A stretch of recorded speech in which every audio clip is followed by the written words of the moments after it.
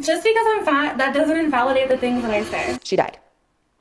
You ready to get supersized? She died too. Today I got the big Fruit Loop. He's dead. Join me on my Fat Positive radio show. Which didn't last long because she died. What is happening in our time in this season?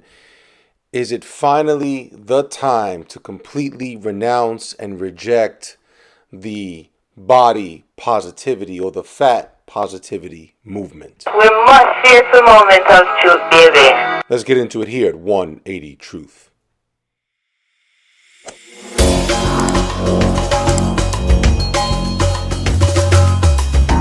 Family, welcome back to 180 Truth. I want the truth! You can't handle the truth! My name is Dr. Honorio Chaparro. I am your brother minister, and I want to add value to your life. We're going to get into some truth today about the body positivity movement. But before we do, please hit like, subscribe, hit that notification bell. Go on ahead and do so because this way we can stay in touch. I don't publish often. And then please comment and subscribe. Please hook a brother up. And when we are here right now to talk about this body positivity movement, I was surprised.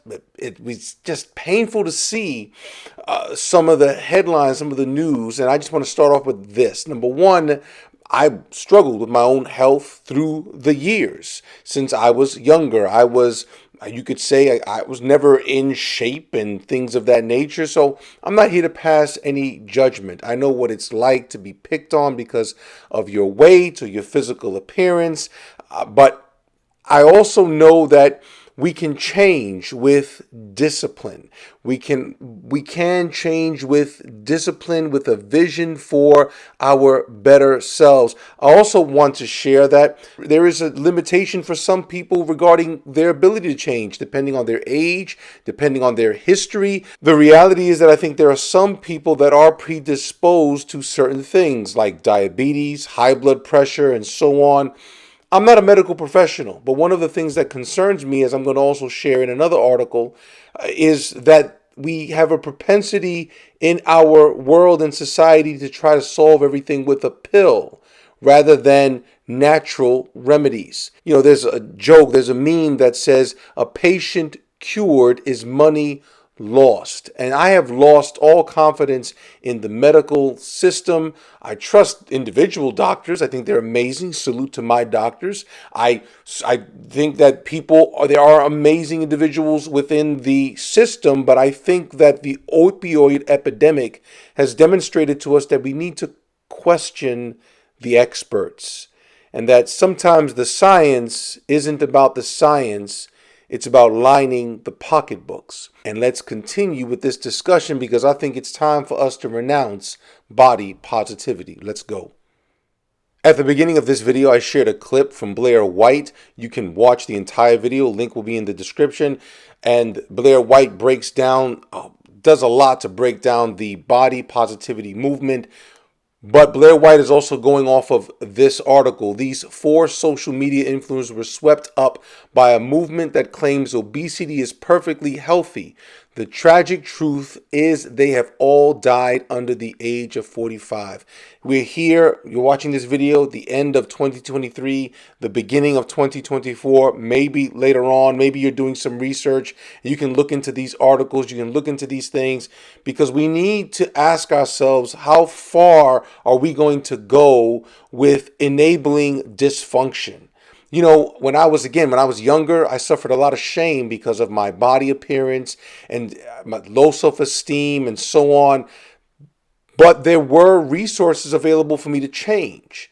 Now, the truth of the matter is that I did not change sooner because I wasn't motivated. I was okay being mediocre. And that's the truth. That's the truth even for many Christians.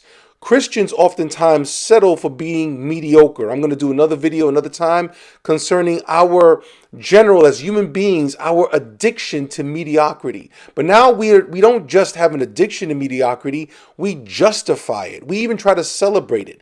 Listen, Who's beautiful? A skinny person or an overweight person? I think beauty is intrinsic. Beauty is something that is also going to be subjective to the relationships that individuals have.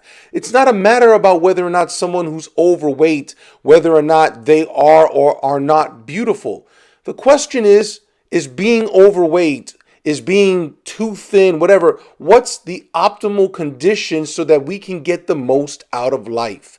We're designed, Genesis 1, to flourish in the Lord. And we need to ask ourselves, what are the things, what are the habits, what are the practices as a society that will make for human flourishing?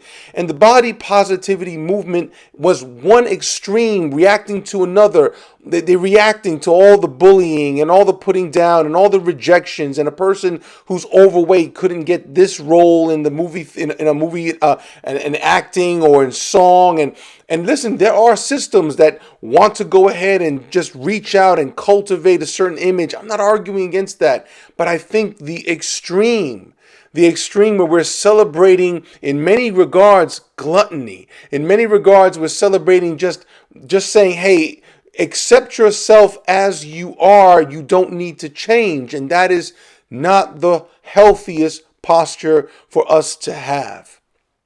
Recently, an article was published in the New York Post actually suggesting that exercise may not be the key to living longer. It may even be aging you faster. This was a dumb headline, a stupid and wasteful article. Why? Because all it does is help someone who sees this to justify their addiction to mediocrity, to not changing, to giving in to gluttony, to say it's not worth it. But when you examine the article, what it's basically saying is, no, you need to have a healthy diet. You actually need to exercise. It's those extreme athletes that may not live longer. Well, that makes sense if they're pushing themselves to extremes, but we're not talking about the extremes. And what's worse is what are you doing actually not helping people be intrinsically motivated to be their best self? Brett Cooper also responded to this article, and she points out some very important reminders to us regarding how exercise is necessary for us holistically. Study, in my opinion. Because the truth is, Americans do need exercise. Oh my gosh, we really need to exercise for more than one reason. Earlier this year, it was reported that depression rates in American adults reached a new high. This is from ABC News. Depression rates among U.S. adults reached new high, and the Gallup survey found that 29% of U.S. adults report being diagnosed with depression at some point during their lifetimes, an increase from 19.6% in 2015. Meanwhile, 17% of those aged 18 and older either currently have or are currently being treated for depression, up from 10% in 2015. And according to Gallup, both of these rates are the highest ever recorded by the analytics company since it began tracking depression rates. On top of all of that, we know that the mental health of Gen Z and Gen Alpha has been plummeting since the COVID-19 lockdowns. I mean, that is when we saw a spike in suicidal ideation, depression, anxiety, all of that. And I can't believe that the experts didn't see that coming when they pulled kids out of school, kept them away from their friends, and literally scared them from going outside. Shocker. There was an article that came out earlier this fall, and they were talking about those numbers with Gen Z again. And it was some, corporate media press who was going, this is so sad. I can't believe it happened. Like, these numbers came out in 2021, less than a year after it happened. We knew that this was going on. People with half a brain could tell that it was happening. So you got to imagine that when we're telling people, hey, exercise is not important, you can just accept yourself.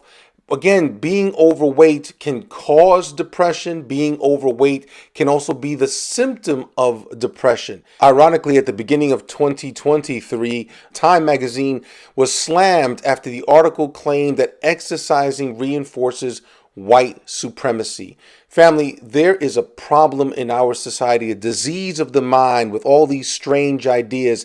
Connecting exercise to white supremacy is one of the most ridiculous things, ideas, concepts you could ever think of. When you think about, if you know history, if you know human civilization, you know that the health and strength of a people, of a society, its scholars and its warriors, part of it was being physically fit.